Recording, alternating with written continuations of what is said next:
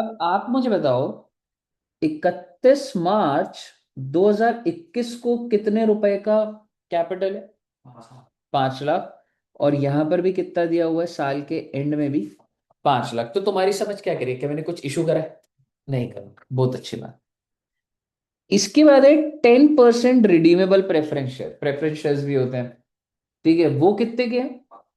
5 लाख। और इधर भी 5 लाख। तो कोई झमेला नहीं है। Balance in statement of PNL. PNL का बैलेंस क्या है बच्चे? 2.5 लाख लिखा हुआ है, और ये है 4.5। आपको ये समझना बहुत जरूरी है कि अगर 31 मार्च 21 को 2.5 लाख का बैलेंस है, ठीक है, और अब कितने का बैलेंस हो गया? 4.5। तो क्या आप मुझे ड्यूरिंग द ईयर प्रॉफिट बता सकते हैं?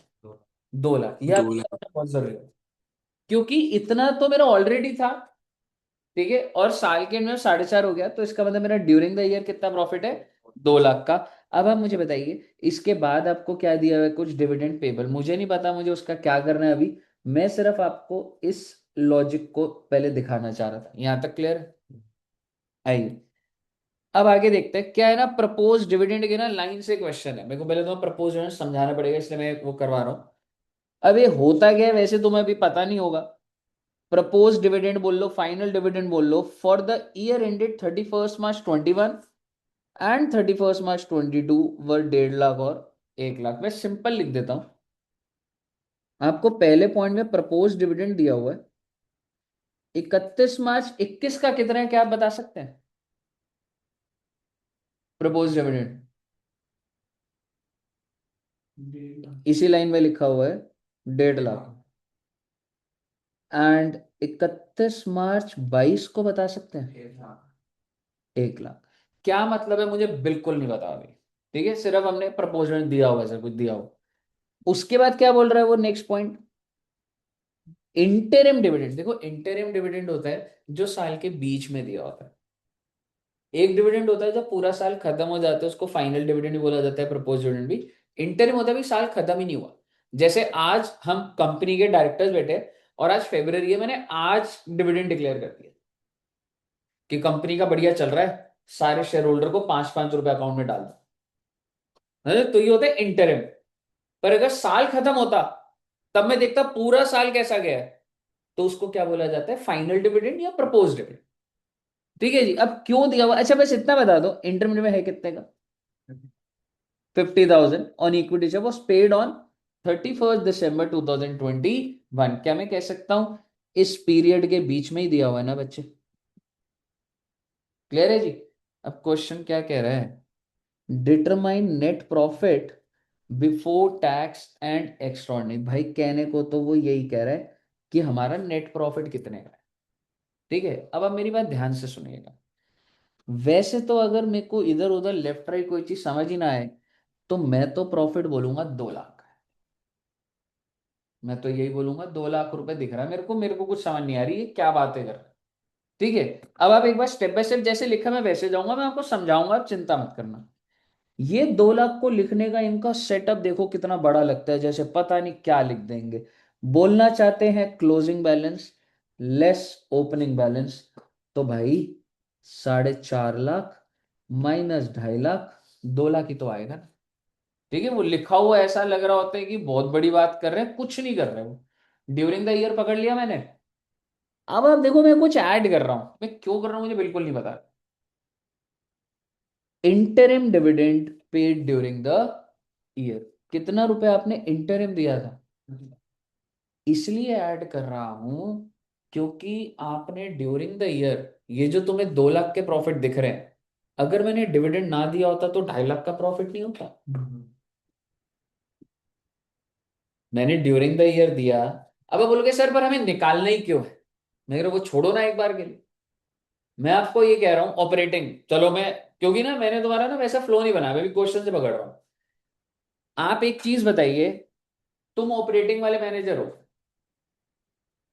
देखो, 3 एक्टिविटी होती है ऑपरेटिंग, फाइनेंसिंग, इन्वेस्टिंग। फाइनेंसिंग का मैनेजर अलग है, इन्वेस्टिंग का मैनेजर अलग है। मैंने तुमको बिठाया इधर बैठ, मैंने कहा हाँ भाई कितना कैश लेकर आया, ठीक है, मैं तुम्हें बिठाया। मैं कितना कैश लेकर आया था? मैंने कहा ये देख, 2.5 था, 4.5 हो गया, 2 लाख आया। कह रहे नहीं सर, वो फाइनेंसिंग वाले की वजह से मेरे को डिविडेंड देना पड़ गया, मेरी गलती थोड़ा ना इसमें। आप मेरे, क्योंकि वो डिविडेंड तो प्रॉफिट में से माइनस हो जाता है, इसमें ऑपरेटिंग वाले की क्या गलती है? वो तो फाइनेंसिंग वाले की वजह से मेरे को डिविडेंड देना पड़ा ना। तो इसलिए आप ऐड कर रहे हो सर, ऑपरेटिंग वाले की कोई गलती नहीं है इसमें।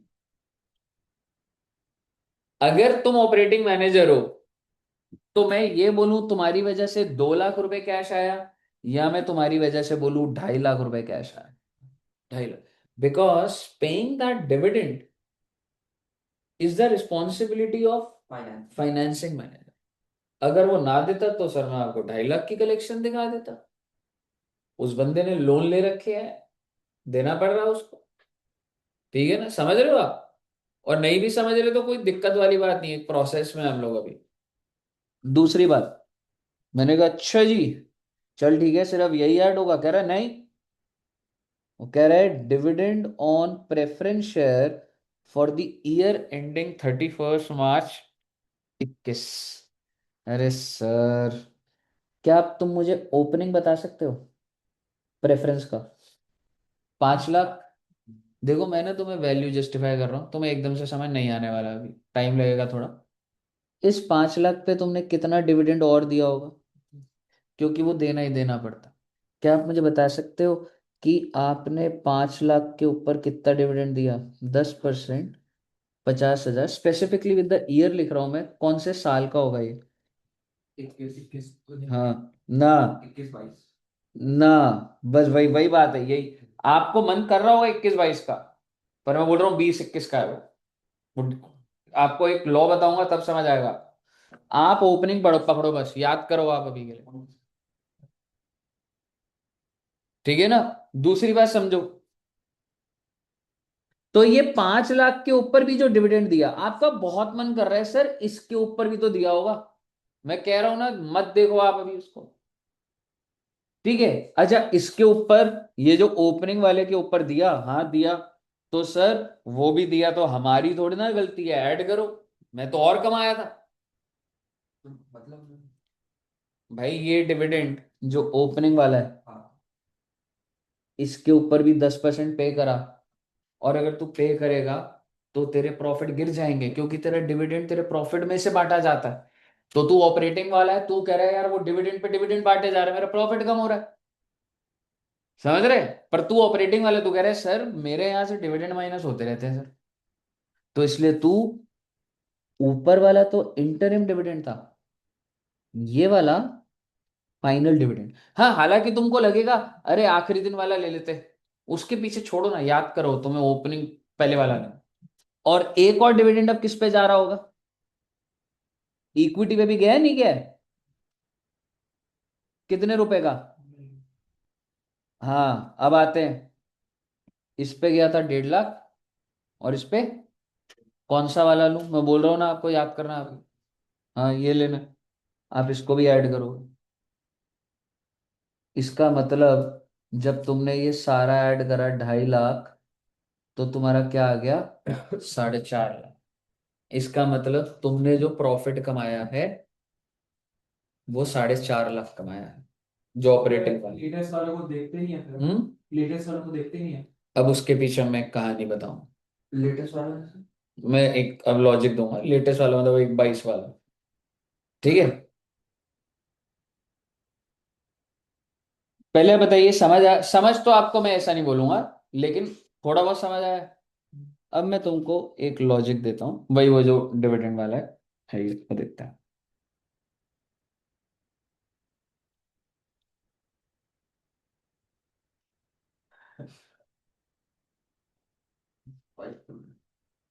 हदाड़ आती है भाई इस पे।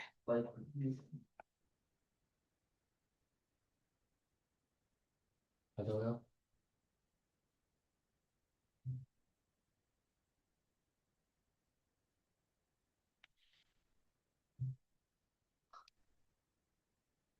पूरी कोशिश करते हैं कि ये हटा ही ना पाए बस। ठीक है, अब मेरी बात ध्यान से सुनना, अब मैं आपको लॉजिक दे रहा हूँ। ठीक है,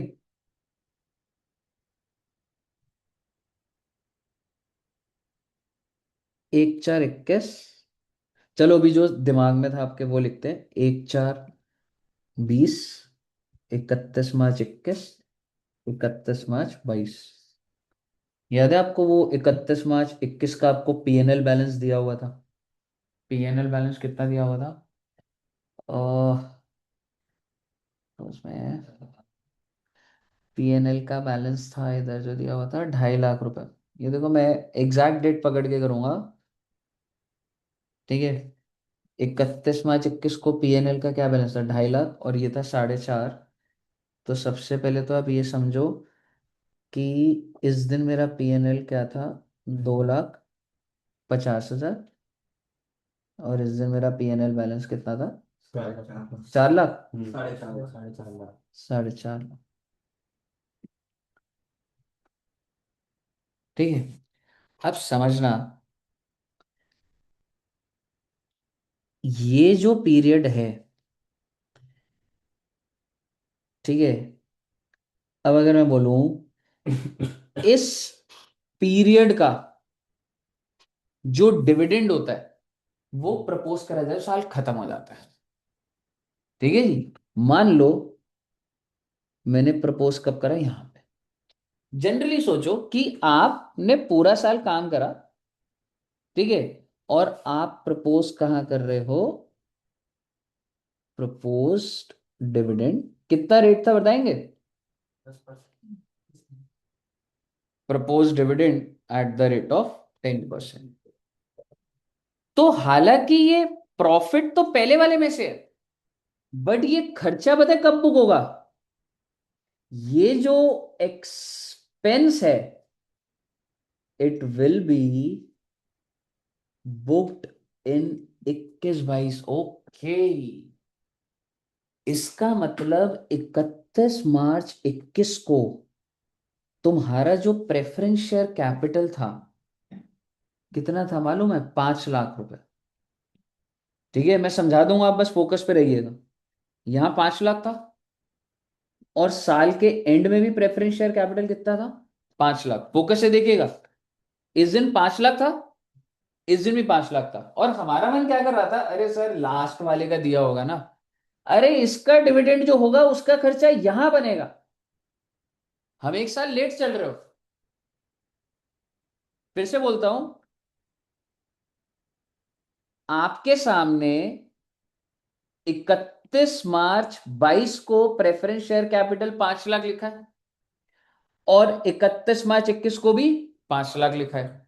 अब एक नेचुरली हमारा दिमाग चलता है कि साल के एंड में कितने का? 5 लाख। 5 लाख का 10% डिविडेंड दे दिए, मैं दिया। लेकिन वो इस साल का खर्चा नहीं बोला जाता, वो अगले एकदम फालतू की बात है, पर ऐसा ही चल रहा है रियल लाइफ।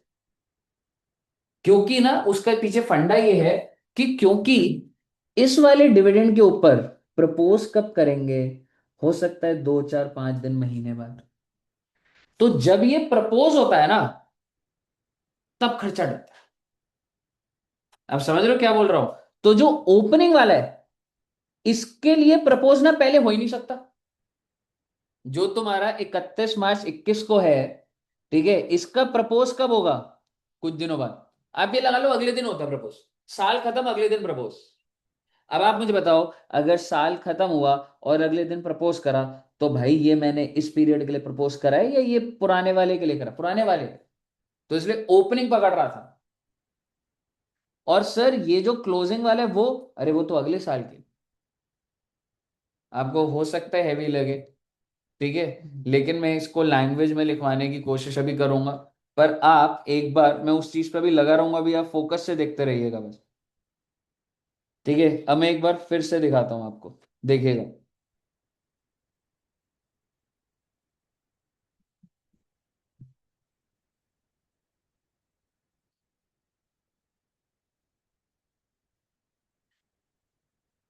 आप मुझे बताओ, मेरे ड्यूरिंग द ईयर प्रॉफिट कितने के थे? 2 लाख के। इस वैल्यू पे तो आ गए थे आराम से हम। अब आप मुझे बताइए, ध्यान से सुनिएगा। Propose dividend on equity share for the year ended 31 मार्च 21। अरे भाई अगर 31 मार्च 21 है ना, तो मैंने इसका प्रपोज करूंगा तो एक दो दिन बाद करूंगा, तो कौन सा साल हो जाएगा? 21-22 हो जाएगा, 20-21 नहीं रहा वो। ये देखो, मैं इसे लिखता हूं,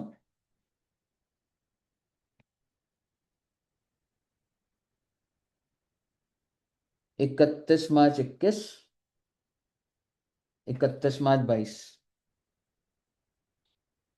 31 मार्च 21 को मैं बैलेंस भी लिख देता हूँ, इक्विटी शेयर कैपिटल का 5 लाख, इसका इक्विटी शेयर कैपिटल का 5 लाख। और अब क्वेश्चन क्या कह रहा है, एक बार ध्यान से देखना बच्चे। वो कह रहा है कि हमने डिविडेंड दिया है, बहुत अच्छी बात है, इक्विटी शेयर पे तुम्हें दिख रहा है इक्विटी तो ओपनिंग में भी 5,000, क्लोजिंग में भी 5,000, ठीक है। अच्छा, तुम्हें इस पीरियड के प्रॉफिट कितने दे रखे हैं? अगर मैं तुम्हें पीएनएल की बात करूं तो कह सकता हूं पीएनएल यहां पे 2.5 और पीएनएल यहां पे कितना, 4.5। यानी कि ड्यूरिंग द ईयर प्रॉफिट्स कितने, 2 लाख। इस 2 लाख में से ना एक डिविडेंड माइनस हो रखा है।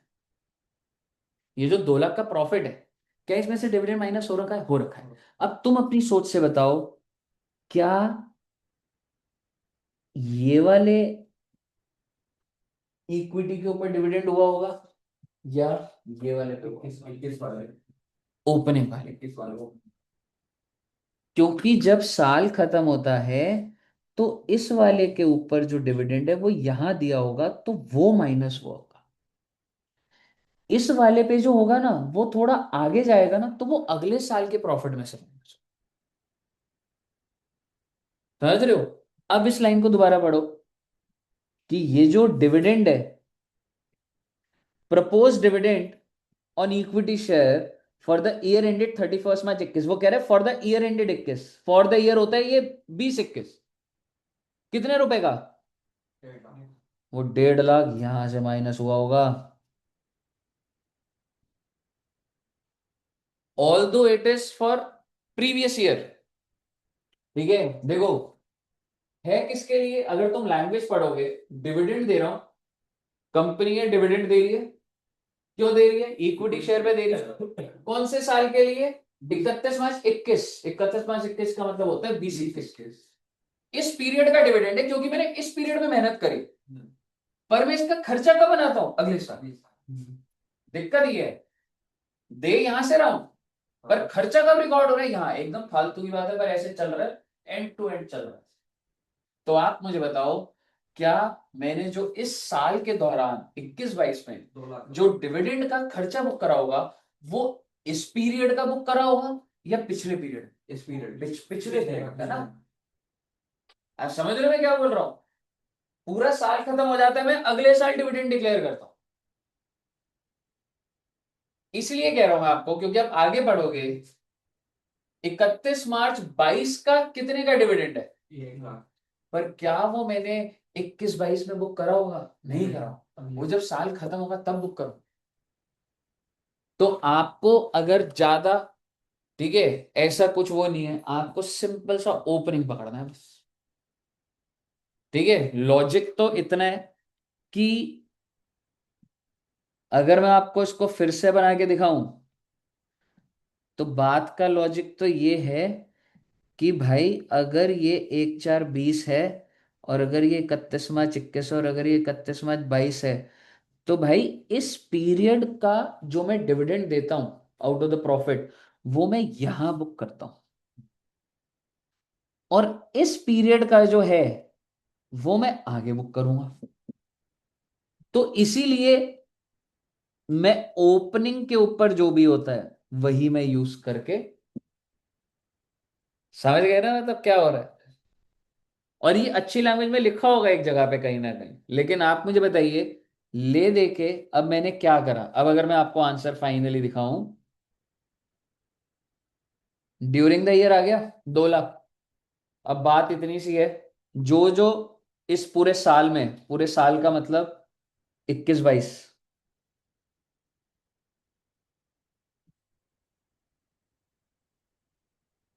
1/4/21, 31 मार्च 22, ड्यूरिंग द ईयर मेरा पीएनएल कितना है? 2 लाख। अब आप मुझे बताइए, मैंने इसमें से जो जो पे कर दिया मैं उसे ऐड बैक नहीं करूंगा, जो जो खर्चा है मेरा, खर्चा जो है मेरा, अब आप मुझे बताइए क्या क्या खर्चा था।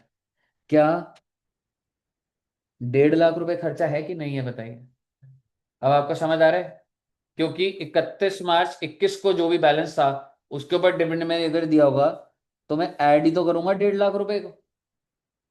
फिर अगर मैं बात करूं, क्या इस 1 लाख को करूंगा? नहीं, क्योंकि बच्चे ये 1 लाख ना आगे पे हो रहा हो, ये आगे के सालों के प्रॉफिट में से माइनस हो। देन इंटरिम डिविडेंड कब पे करा आपने? 31 दिसंबर, कह सकता हूँ यहीं पर आया होगा, तो वो भी ऐड करो। कितना रुपए इंटरिम डिविडेंड? 50,000। फिर उसके बाद भैया अगर इक्विटी वालों को इतना बांट रहे हो तो प्रेफरेंस भी तो मांगेगा। और प्रेफरेंस 10% किस पे मांगेगा आपके हिसाब से, क्लोजिंग या opening? Opening, same logic.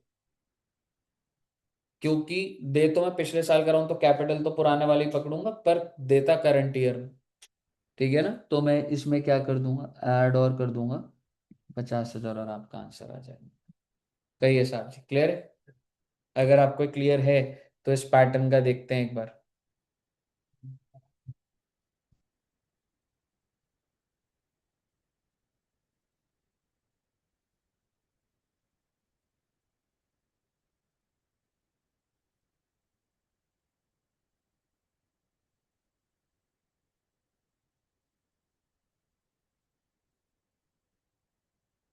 Online में क्लियर है?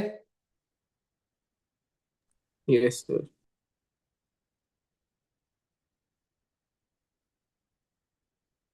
ठीक है, अब तुम एक बार देखोगे तो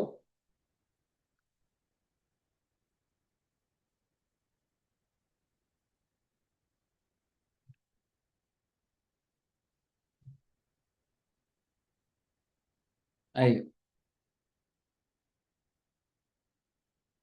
देखना। अब आप ये वाला क्वेश्चन देखोगे तो अब आपको काफी सेटल्ड लगेगा। From the following extract of balance sheet of global limited determine the net profit before tax and extraordinary activities. आप मुझे बताइए मेरा कैपिटल ओपनिंग कितना है बच्चे, और क्लोजिंग भी 5 लाख है, तो ड्यूरिंग द ईयर मैंने कुछ इशू नहीं करा। प्रेफरेंस पहले भी 10 था, अभी भी 10 है, मैंने कुछ इशू नहीं करा। प्रॉफिट जो है मेरे सरप्लस प्रॉफिट होता है, 7 थे अब कितने हो गए, 25। Can you tell me my during the year profits? कहने से 17,50,000 पहली बात। कहने से 7 लाख है, और आई एम सॉरी 18, ठीक है। ठीक है, कहने से ड्यूरिंग द ईयर 18 लाख। ठीक है, आगे बोल रहा है वो interim dividend of 1 lakh was paid on 1 January on equity share, इतनी बात। तो भाई इसके अंदर ये जो 18 लाख है, इसमें से सिर्फ 1 लाख ही तो पे हुआ। इंटरिम तो बीच में ही दिया जाता है, उसका तो कोई ये नहीं होता पिछला, ये कुछ भी नहीं है। तो आप मुझे बताइए, आप ऑपरेटिंग वाले हो, कितना कैश जनरेट किए हो? 17 19। क्योंकि इसमें ऑलरेडी वो माइनस हो रखा है, तो उसको क्या कर देगा, ऐड बैक कर देगा। ठीक है। अच्छा, इसमें एक चीज अभी पूरा देखेंगे। अभी पहले 18 लाख दिख गया आपको, उसमें आपने क्या जोड़ा, 1 लाख। बस अब आप एक बात ध्यान रखना, प्रेफरेंस शेयर चाहे क्वेश्चन बोले या ना बोले, उनको तो हमें डिविडेंड देना ही होता है, क्योंकि उनका राइट होता है डिविडेंड पे। अब सवाल यह है कि कौन सा डिविडेंड माइनस हुआ होगा, ओपनिंग वाले कैपिटल पे प्रेफरेंस क्या, क्लोजिंग वाले पे? Exactly exactly. क्योंकि जो क्लोजिंग पे हुआ होगा वो तो अगले अगले साल बुक होगा, पर ओपनिंग वाला जो होगा, जो साल शुरू होते उसका मैंने अभी बुक करा होगा। तो आप ओपनिंग पे क्या रेट पकड़ोगे, 8%, 80,000 और जोड़ दो, तो आपका क्या आ जाएगा, बताइए। कोई दिक्कत? क्लियर है ना आपको, ये क्या समझ आ गया ना डिविडेंड का? ठीक है तो फालतू की चीज की ऐसी वो कर सकते हैं, पर आइए। 18th वाला इतना ही है या अगले पेज पे भी जा रहा है? देखिए अगले पेज पे जा रहा है क्वेश्चन क्या? इतना ही है ना। आइए अब ये वाला क्वेश्चन आप देखोगे, और अब फिर मैं आपको भी थोड़ा अपने पैटर्न से और वो कराऊंगा। भाई देख, तेरा पीएनएल का बैलेंस ओपनिंग कितने का है, 2 लाख का डेबिट बैलेंस। तेरा पीएनएल का बैलेंस क्लोजिंग का कितना है? 5,40,000 क्रेडिट। पहले तो तुम मुझे ड्यूरिंग द ईयर बता दो। अगर मेरे को बाकी चीजों की समझ भी ना हो तो मैं बोलूं कितना तो प्रॉफिट है। क्या बात कर रहे हो, अब लॉस से प्रॉफिट में जा रहे हो आप। 7,40,000 दिखना चाहिए आपको। -2 लाख को पहले आप 2 लाख प्लस करोगे तो जीरो होता है। फिर 5,40,000 ऐड करोगे ना। हम्म, माइनस प्लस को साइन को तो रिस्पेक्ट ही करोगे ना उस चीज की तो। हम्म, तो पहले आप मुझे बताइए ड्यूरिंग द ईयर क्या है आपका। 7,40,000 ये मैं बोल रहा हूँ ड्यूरिंग द ईयर। पहले बताइए ये क्लियर है। अब आप मुझे बताइए propose dividend for the year ended 31st March 2022 and propose dividend for the year ended 31st March 2021। मेरे लिए कौन सा रेलेवेंट होगा, कौन सा इस 7,40 में से माइनस हो चुका हो। Exactly opening. तो ओपनिंग वाला अगर माइनस हो गया है तभी तो 7,40 आ रहा है। तो भाई ऑपरेटिंग वाला बोलेगा हमारे यहां से काहे माइनस हो रहा भाई तू। अब समझ रहे हो क्या बोल रहा हूं। ओपनिंग वाला मैंने एड बैक कर दिया क्योंकि वो ऑलरेडी माइनस होता है, क्योंकि ये फाइनल बुक्स है। प्रॉफिट सब माइनस कर बुरा के। ठीक है ना। दूसरी बात, ट्रांसफर टू वर्कमैन कॉम्प, भाई रिजर्व बिना प्रॉफिट होते हैं भाई। तो वो प्रॉफिट वो कम होके रिजर्व बना दिया तुमने, ऐड कर दोगे 1.5 लाख रुपए। ठीक है। Provision for tax made during, भाई टैक्स का तुमने प्रोविजन बनाया। अभी हाँ समझना एक बार। प्रोविजन है तो ये भी एक तरीके का खर्चा है, पर ये एस्टिमेटेड खर्चा है। प्रोविजन क्या होता है, एक्चुअल खर्चा थोड़ा ना है। पर तुमने खर्चा दिखाया है जिस वजह तुम्हें प्रॉफिट डिप आ गया होगा, तो ऐड बैक करो भाई। पर मुझे वो -2 लाख वाला पॉइंट समझ बता रहा हूँ लॉस है भाई। 2 लाख रुपए का लॉस है। 2 लाख का लॉस है और प्रॉफिट पे आना है तेरे को। तेरे अगर हाँ तेरे पिछले पेपर में -2 थे, गया। इस बार कितने हैं तेरे। 15 पन 16 16। तो तूने कितने 15 15 ले ले तू। ठीक है। पिछले पेपर में -2 और अभी 15, कितने नंबर की बढ़ोतरी हुई। 13 नहीं 15 15 नहीं ब्रो। 17। 17 ब्रो। विदाउट मैथ्स है ना। तभी होता है समझना। -2 से अगर 15 पे जा रहा है भाई, तो -2 में अगर तू पहले 2 जोड़ेगा तो जीरो होगा, जब 15 जोड़ेगा ना 17 जोड़ेगा ना। समझ रहे। Yes. तो बेसिकली -2 लाख से आप किधर गए हो, +540, तो 740 हो जाएगा ना। समझ रहे। बताइए क्लियर है यहां तक। अगर अब आपको क्लियर है ना, अब मैं आपको फ्लो में एक क्वेश्चन दूंगा सीधा। क्वेश्चन नहीं दूंगा, अब मैं आपको समझाऊंगा क्योंकि अब आपका दिमाग चल रहा है। एंड इफ यू वांट, आप ये क्वेश्चन रिकॉर्ड भी कर लीजिए। इस क्वेश्चन से आपके पास काफी डेटा आ जाएगा। इसके बाद फिर बस मेरे को स्पेसिफिकेशन, बहुत क्वेश्चन प्रैक्टिस करने हैं अभी, लेकिन ये वाला मेरे को एक तुम्हें कंफर्ट देना था। अब मेरे को अपने पैटर्न पे आना है।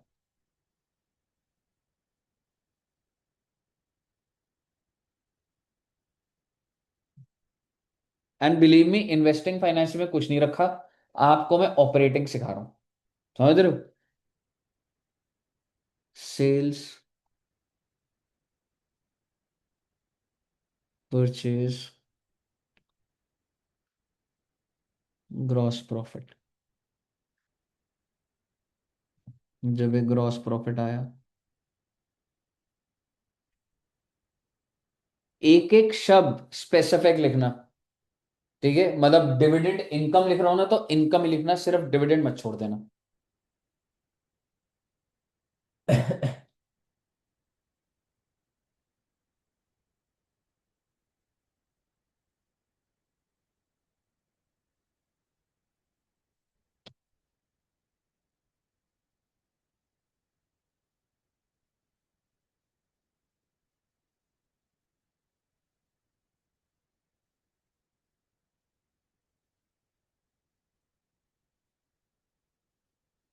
वो डिविडेंड के नीचे क्या लिखा है? हाँ जी। डिविडेंड के नीचे क्या लिखा है? Interest income.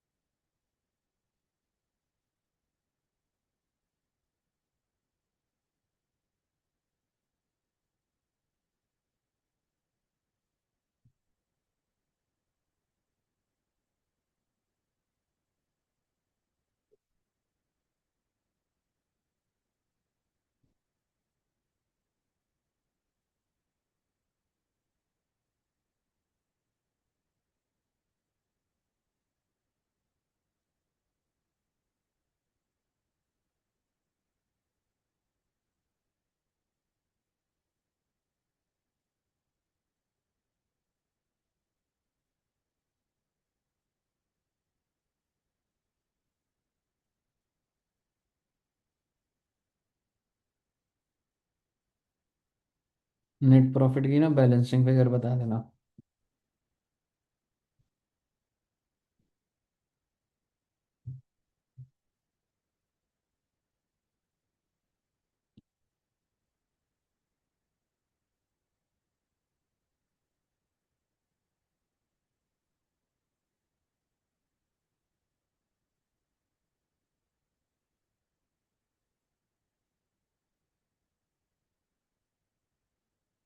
अभी 300 आ रहा सर।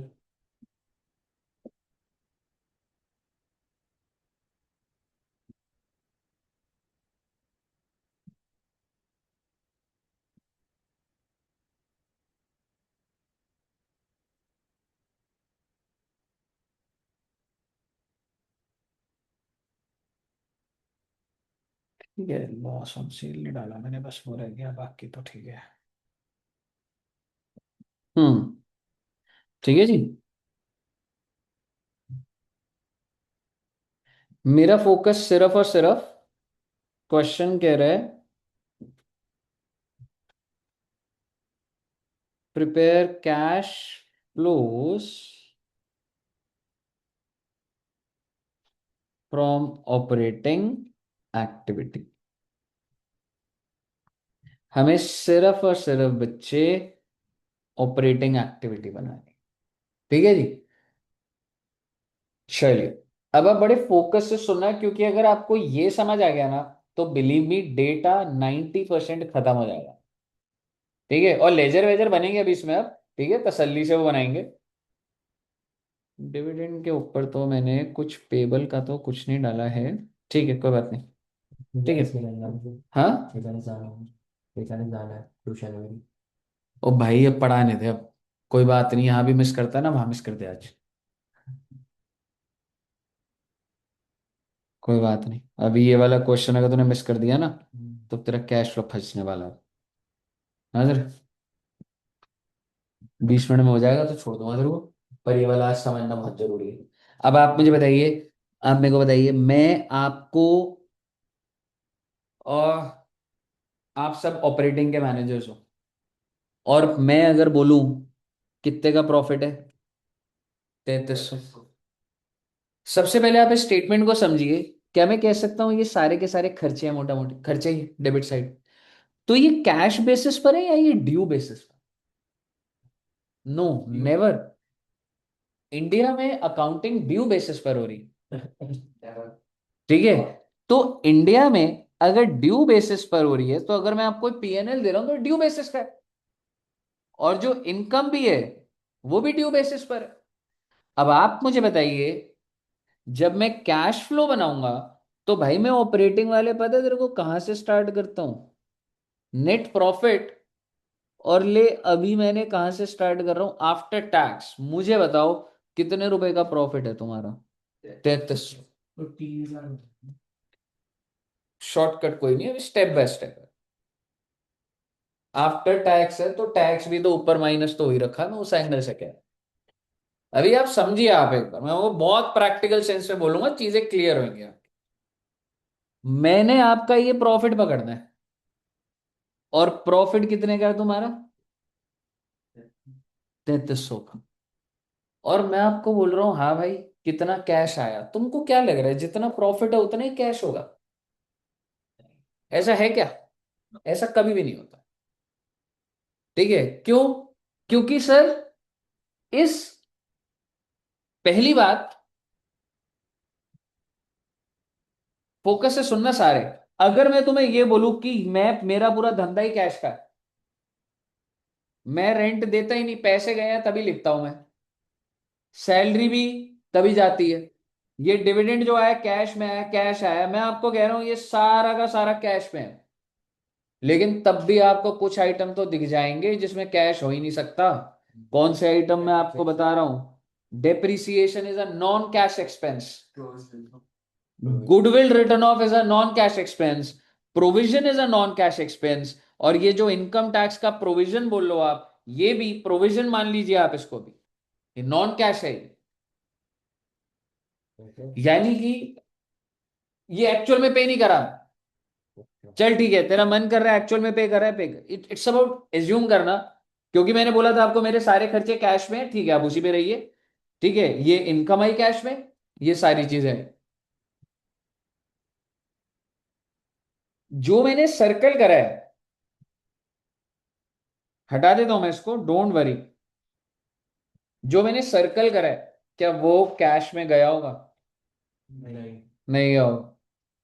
इसका मतलब वो पीएनएल में ऐसे गया, जिस वजह से मेरा 3300 का प्रॉफिट दिख रहा है। तो कैश भी 3300 होगा या कैश इससे ज्यादा होगा? क्या ज्यादा होगा? एग्जैक्टली, बिकॉज आपने कुछ ऐसे खर्चे माइनस कर दिए जिसमें कैश जाता ही नहीं। क्योंकि मैं तो गणित कहां से शुरू कर रहा हूं भाई, जो तेरा प्रॉफिट वही तेरा कैश। मैं तो पहले इतनी बात से शुरू कर रहा हूं। आपकी मोमोज की दुकान है, हमने 100 रुपए का खरीदा, 500 का बेचा, 400 कैश पड़ा है तुम्हारे पे। आप समझ रहे हो कहां से? बात एकदम बेसिक से स्टार्ट कर रहा हूं मैं। आई एम सेइंग, मैं आपको और धीरे ले जाता हूं। ये जो सेल्स है ना कैश में, मुझे बताओ कितने रुपए कैश आ गए तुम्हारे पे? 5,000। परचेज 2,000 की, कितना कैश बच गया? 3,000। यही आ रहा है ग्रॉस प्रॉफिट। जो तुम्हारा प्रॉफिट आ रहा है वही कैश आ रहा है। अब उसके बाद 1,000 रुपए का डिविडेंड आ गया, कैश कितना हो गया? 4,000 प्लस 500, 4,500। फिर तुमने पेमेंट करनी चालू करी, 4,500 कैश है तुम्हारे हाथ में, हिसाब रखना पूरा। 100 रुपए की पेमेंट करी, 4,400। डेप्रिसिएशन तो पेमेंट नहीं होती। फिर 100 की करी, 43। फिर 50 की करी, 4,250। I am sorry. ठीक है, ये करा था तो क्या आ गया था?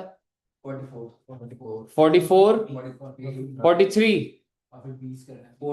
ठीक है, 4,280। और ये कितना? कितना? 3,780। एक्चुअल में कैश 3,780 पड़ा, पर प्रॉफिट कितना दिख रहा है? क्यों वो नहीं दिख रहा? क्योंकि कुछ खर्चे डेबिट हो गए जिसपे कैश नहीं जाता। तो अगर मैं ये बोलूं कि 3,300 प्रॉफिट है और मुझे अगर कैश पे पहुंचना है, तो क्या मैं नॉन कैश वाले ऐड कर दूंगा तो पहुंच नहीं जाऊंगा? मैं वही कर रहा हूं, मैं नॉन कैश एक्सपेंसेस को ऐड कर दूंगा मेरे पीएनएल में। जो जो नॉन कैश एक्सपेंस है, मैं उसको ऐड कर दूंगा। Which means depreciation 400, provision 50, goodwill 30। ये ऐड कर दूंगा, ये सारे नॉन कैश एक्सपेंस हो गए। कितना हो जाएगा? 400। आप देख लीजिए, आई थिंक यही आ रहा था आपका, 3,780। पहले नॉन कैश के लॉजिक क्लियर है? Why do we add non cash? क्योंकि मैं नेट प्रॉफिट उठाता हूं और उसमें पैसा ही नहीं गया होता, तो मैं उसे ऐड कर दूंगा, मैं कैश की पोजीशन आ जाती है। यहां तक रजिस्टर्ड है बात? अब आगे सुनिए। आप ऑपरेटिंग के बंदे हो। मैंने कहा अरे वाह भाई वाह। चलो पहले ऐसे, अरे वाह, इसको ऐसे लाइन में अभी आप लिखना मत, मैं आपको समझाने के लिए जब कॉन्सेप्ट कट रहा है तो लाइन डाल रहा हूं। मैंने कहा वाह भाई, 3,780। हाँ, कह रहे अरे सर मैं तो और बढ़िया कर देता।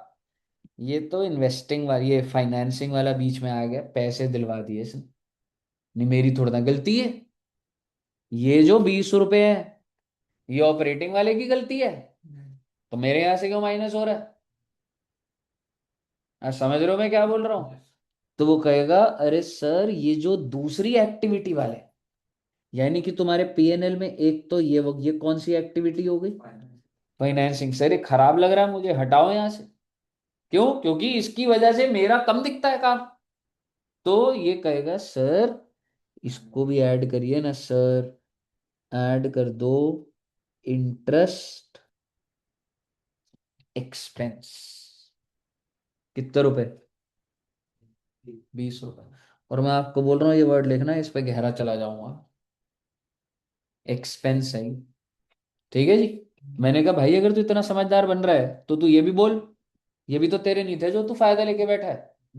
क्योंकि ये दोनों क्रेडिट साइड पर है, तभी तो ये इसमें घुसे हुए हैं। क्योंकि इसका जो टोटल आ रहा था तभी तो ज्यादा आ रहा है, तो इसको तेरे माइनस करवा दूंगा मैं। क्यों? क्योंकि तेरे प्रॉफिट में घुसा हुआ है। मैंने तो तेरा ये नंबर पकड़ा ना 3300 का। क्या इस 3300 के अंदर ये घुसे नहीं हुए दोनों? इसको बाहर करूंगा इसको मैं। जब तू अपने पीएनएल में दूसरे की एक्टिविटी का हिट नहीं लेता, तो दूसरे की एक्टिविटी का इनकम क्यों पकड़ रहा है? वाई? बिकॉज ये डिविडेंड इनकम कौन सी एक्टिविटी है बच्चे? इन्वेस्टिंग। जब आप पे करते हो तो वो फाइनेंस है, इनकम हो रही है क्योंकि तुमने इन्वेस्ट करा। सिमिलरली इंटरेस्ट क्यों मिल रहा है तुम्हें? इन्वेस्टिंग है जी। Minus interest income minus dividend income. कितने रुपए? 15। हाँ, 1000 का डिविडेंड था, 500। यहां तक क्लियर है?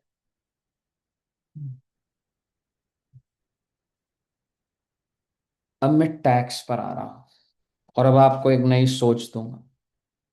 स्टेप बाय स्टेप समझाने के लिए वो तरीके होते हैं। ये जो स्टेटमेंट है, कौन सी स्टेटमेंट है? पीएनएल, ट्रेडिंग पीएनएल, भारत देश में बनी हुई है। तो ये ड्यू बेसिस पे बनाते हैं हम, कि चाहे मैं पेमेंट करूं या ना करूं, खर्चा तो रिकॉर्ड तो करा ही जाता है। वही है ना? तो अब जो वो बच्चों वाली बातें हो गई थी जिसके लिए मैंने आपको सोलली वो समझाया, वो खत्म हो गई, कि आपको अब याद हो गया नॉन कैश वाले ऐड करते हैं और अदर एक्टिविटी को प्लस माइनस करके सेटल करता हूं मैं, न्यूट्रलाइज, मेरी एक्टिविटी में ही आना चाहिए। अब आप समझिए, ये क्या लिखा हुआ है? इनकम टैक्स एक्सपेंस 500 का। Have you paid this expense? क्या आप किसी भी कंपनी का सिर्फ पीएनएल देख के, ये कंपनी है, बहुत बड़ी कंपनी, ठीक है, आप छोड़िए कैश फ्लो को, मैं आपको एक कंपनी का पीएनएल दिखाऊंगा, और उसके पीएनएल में दिखा होगा इनकम टैक्स एक्सपेंस 500 करोड़ रुपए। क्या इसका मतलब है कि ये उसका खर्चा है, या ये इसका ये मतलब है कि उसने इतना पे करा है?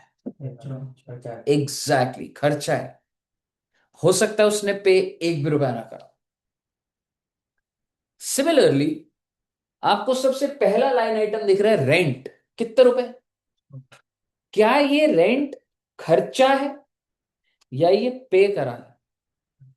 ये खर्चा है। प्लीज अपने दिमाग में क्लैरिटी रखिए। We are making it on due basis, irrespective whether you pay और नॉट, खर्चा रिकॉर्ड करना पड़ता है। अगर मैंने पे नहीं करा तो रेंट टू रेंट आउटस्टैंडिंग, ये रेंट यहां रखा, आउटस्टैंडिंग लायबिलिटी में होगा, पड़ा होगा। तो आप ये समझिए, इनकम टैक्स एक्सपेंस कितने का है बच्चे? 500 का। अब एडिशनल आइटम देखिए, 300 पे कितना हो रखा है? 300। 300। यानी कि जेब से 300 निकला है। इसका मतलब बोलूं आपको, जब तुमने ये 3300 पकड़ा, तो तुमने इसका इफेक्ट पता है क्या पकड़ रखा है? तुमने 500 पे कर रखा है, क्योंकि 500 माइनस हो रखा है यहां से। पर क्या 500 माइनस होना चाहिए था? मैं कैश फ्लो स्टेटमेंट बना रहा हूं कि मेरा पैसा कितना गया, और जब मैं यहां से शुरू कर रहा हूं, तो पैसा जाने की क्या इंफॉर्मेशन पकड़ रहा है? वो 500 बाहर चला गया। 500 बाहर नहीं गया, 300 बाहर गया। तो मैं पहले क्या करूंगा, ये माइनस हो रखा है, मैं पूरा का पूरा ऐड बैक कर देता हूँ, ऐड कर देता हूँ, न्यूट्रल है कि -500 था +500। फिर अब एक्चुअल माइनस कर दूंगा, -300। ले दे के तुमको 200 समझ आ रहा होगा। लेकिन अगर मैं तुम्हें बोलूं, मैं क्या बोलना चाह रहा हूं कि भाई पहले तो तू ऐड कर इसमें कितना टैक्स। पहले इसको जीरो करा, मैं माइनस हो गया, फिर प्लस कर। अब बता पे कितना करा? 300 माइनस टैक्स पेड 300। समझ आ रहा है आपको?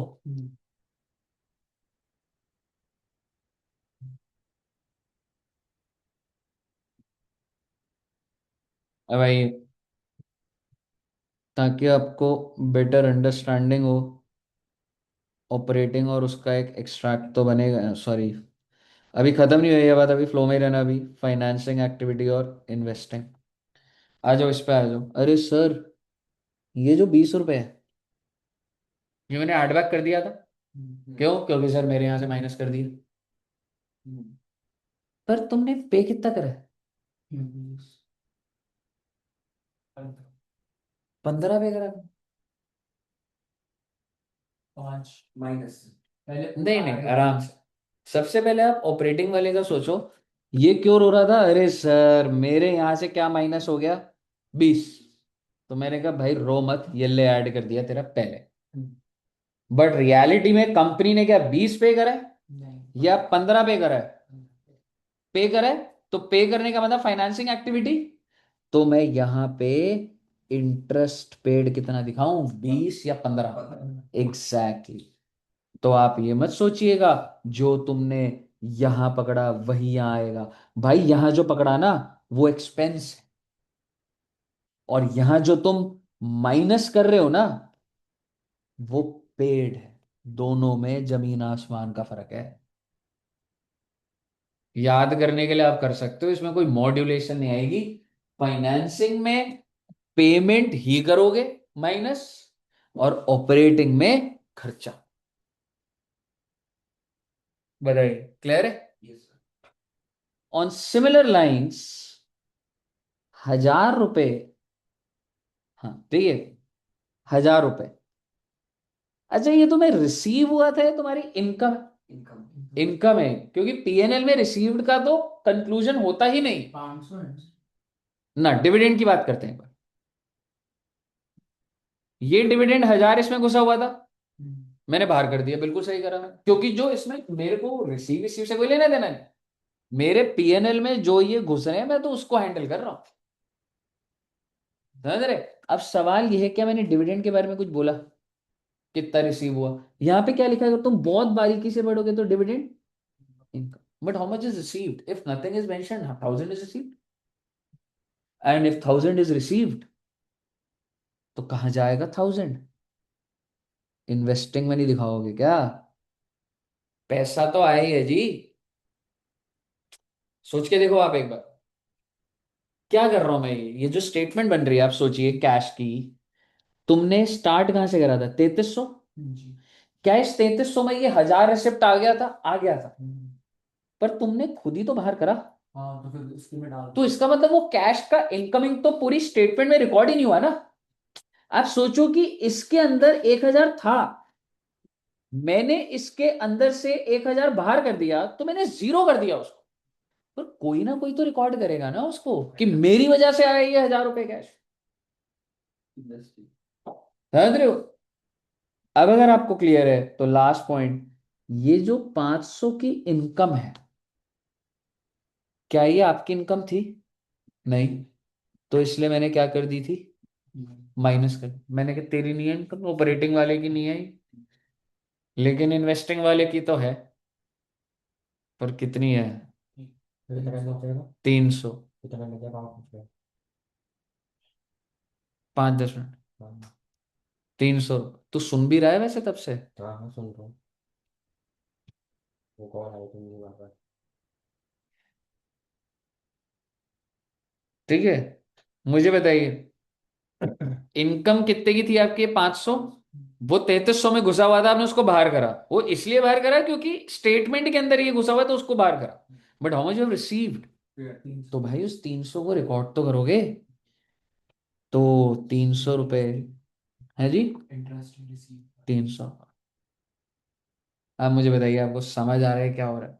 ये ऑपरेटिंग की आपको एक गेम समझनी पड़ेगी। अब अगर आपका फ्लो सही चल रहा है ना, जस्ट अगर मैं बाय चांस, आप मत लिखना इसको, अगर ये मैं यहाँ पे लिख दूं gain on sale of fixed asset. आपने देखा होगा जिंदगी में प्रॉफिट होता है, फिक्स्ड एसेट बेचते हैं, प्रॉफिट होता है, प्रॉफिट दिखाते हैं। और अगर लॉस होता तो डेबिट साइड पे दिखाता। ठीक है। तो मुझे एक बात बताओ, क्या ये गेन इसमें घुसा हुआ होगा? बिल्कुल घुसा होगा। पर क्या ये ऑपरेटिंग का है? नहीं। तो मैं इसको पहले माइनस करूंगा, और फिर मैं इन्वेस्टिंग में सेल प्रोसीड्स दिखाऊंगा। क्योंकि जो पैसा आ रहा है वो, आप उस पर मत जाइए, आप सिर्फ ऑपरेटिंग सीखिए। ये गेन ऑपरेटिंग वाले का नहीं है, मैं बाहर कर दूंगा इसको। और अगर लॉस होता तो ये लॉस ऑपरेटिंग वाले का नहीं है, मैं बाहर करता कैसे, ऐड बैक कर देता। आप समझ रहे हो? तो ये थॉट प्रोसेस आपको हर क्वेश्चन में आएगा। अब मैं आपको एक छोटी सी बात ये बोलना चाहता हूँ, ये नोट कर लिया बच्चे? ये इसका कोई एंड, लूज एंड मतलब खत्म नहीं होगा ये। वैसे तो ठीक है, ये तुम्हारा हो गया ऑपरेटिंग एक्टिविटी, ये हो गया फाइनेंसिंग, और ये हो गया इन्वेस्टिंग। ठीक है, ऑपरेटिंग का जो टोटल होगा वो कर लेंगे। इसका मतलब फाइनेंसिंग से ले दे के 15 रुपए गए हैं, और इन्वेस्टिंग से 1300 रुपए प्लस हुए। ऊपर गया ना ऑपरेटिंग का। ऑपरेटिंग का जरा पूरा ही 2500 आ रहा है। चलो, अब अगर इतनी बात हो गई तो अगर मैं आपको ये बोलूं operating plus financing plus investing, आप ये कह सकते हैं कि जब सर मैंने साल की शुरुआत करी थी तो मेरा ओपनिंग बैलेंस था 5,000। ओपनिंग बैलेंस किस चीज का? कैश एंड कैश इक्विवेलेंट्स का 5,000। सर जी फिर during the year operating activity से कितना कमाया मैंने? 2500। सर जी फाइनेंसिंग एक्टिविटी से तो 15 रुपए चले गए, और इन्वेस्टिंग एक्टिविटी में 1300 रुपए प्लस हो गए। तो आप मुझे बताइए मेरा क्लोजिंग बैलेंस क्या आ जाएगा? 3,980। 3000? 900। 3 तो नहीं यार, 5,000 है ब्रो। अच्छा। चल 500 ले लेता हूं मैं, टोटल कर दिया तो ले 500 ले ले, बता टोटल बता दे। 865। 3000, 8 43, 8065। ना ना 43, वो 5,000। 4285। हाँ, मतलब 5,000। ठीक है ना? देखो 1300 लिखा है, इसके बाद आ जाएगा। हाँ, 1300, ये 2500 है। ठीक है ना, क्योंकि ये दोनों तो प्लस में ही आया आपके, हम्म। और ये 4285। क्लियर है? हम्म। आपको ये पैटर्न दिखना चाहिए पहले। और सबसे इंपॉर्टेंट चीज इसमें यही है, एक दो चीजें ये नोट कर लिया है? नहीं। नोट तो कर लो भाई। ठीक है, फिर मैं इतना ही बोलूंगा। क्वेश्चन में आपको कल भी एक बार मैं आपको कैश फ्लो के लिए बुलाऊंगा। ठीक है, कल मेरी कम क्लास है, सिर्फ एक ही क्लास है, तो मैं तुम लोग के साथ ही मैं बैठना चाह रहा हूँ कि कैश फ्लो के हम लोग कल काफी लेवल तक खत्म कर दे, ताकि इस हफ्ते तुम प्रैक्टिस ही करो। कल स्कूल का कुछ ऐसा तो नहीं है, झमेला कुछ भी नहीं है? प्रैक्टिकल है सर। कितने बजे आओगे? 2 बजे। दो या मेरी 12:30 से 2 है, 2 के बाद मैं फ्री हूँ। दो दो से दो तीन से चार बजे तक। हाँ 2:30 रख लो, 2 बजे। 2:30 बजे आ जाओ। डायरेक्ट क्या है? डायरेक्ट आ जाओ, मतलब 1 1.5 घंटा अगर तुमने कैश फ्लो सुन लिया कल, एकदम बहुत बढ़िया हो जाएगा, क्वेश्चन प्रैक्टिस हो जाएगी। और एक सैंपल पेपर का भी। से आ जाऊंगा फिर, हाँ, घर ही जाऊंगा। हाँ मतलब सीधा ही आ जाओ कल। पैसा आ ठीक है, जाएगा। वो मतलब, और मिस मत करना कल की क्लास।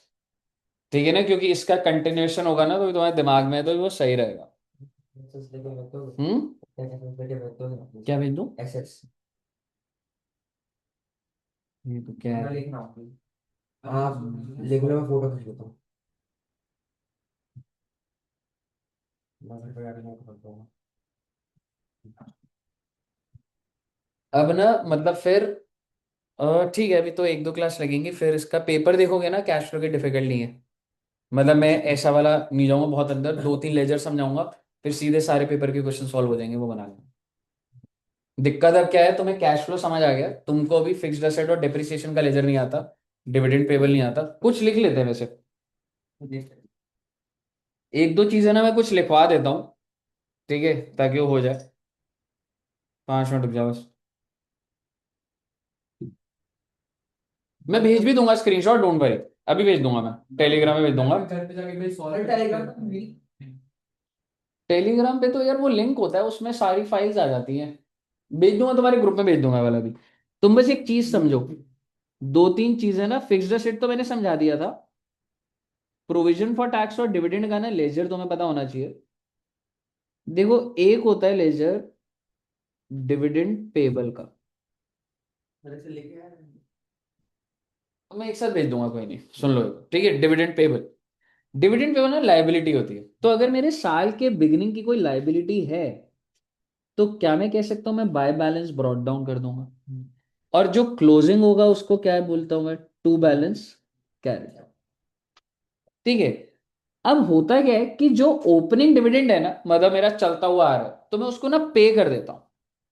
ये हमेशा रूल होता है कि जो ओपनिंग लायबिलिटी वो पे कर दी, जो क्लोजिंग है वो क्रिएट कर दी। वो छोड़ो, आप ओपनिंग को पे करने की एंट्री मालूम है क्या हो जाएगी?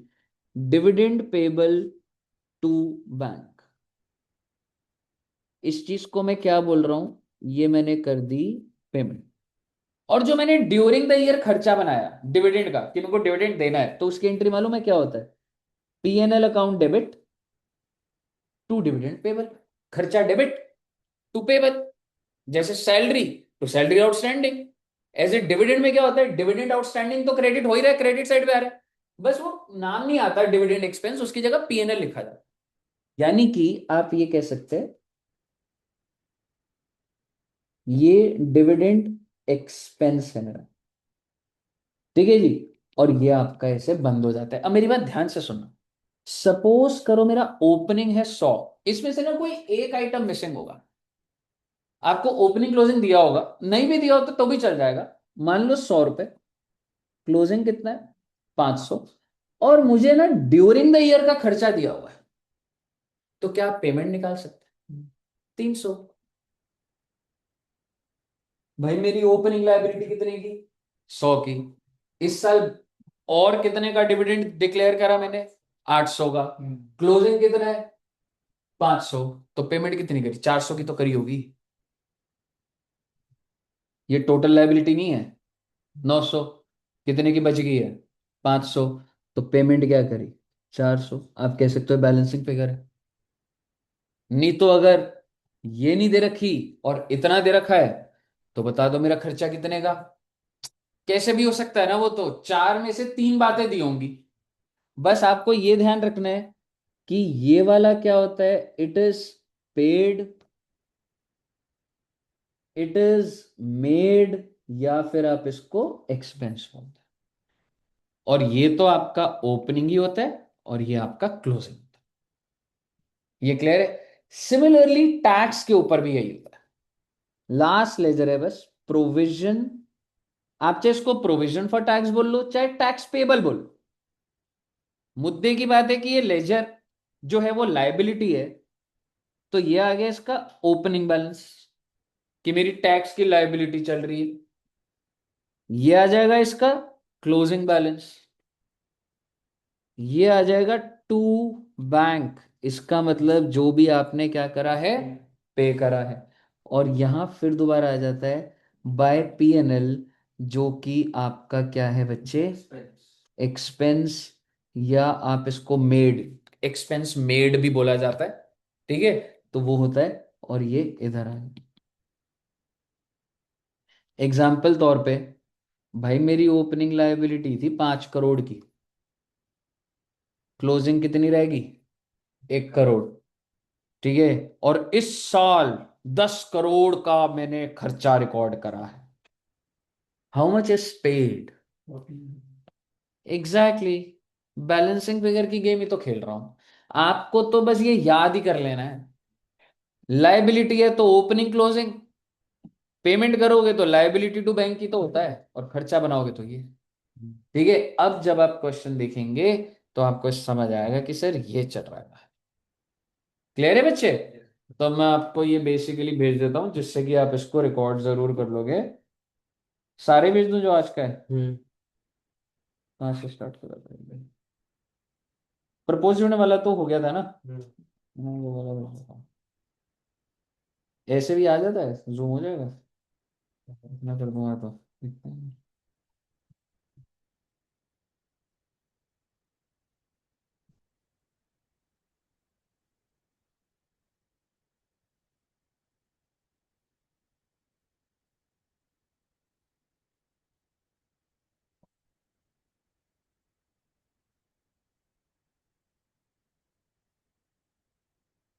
टेलीग्राम पे हो?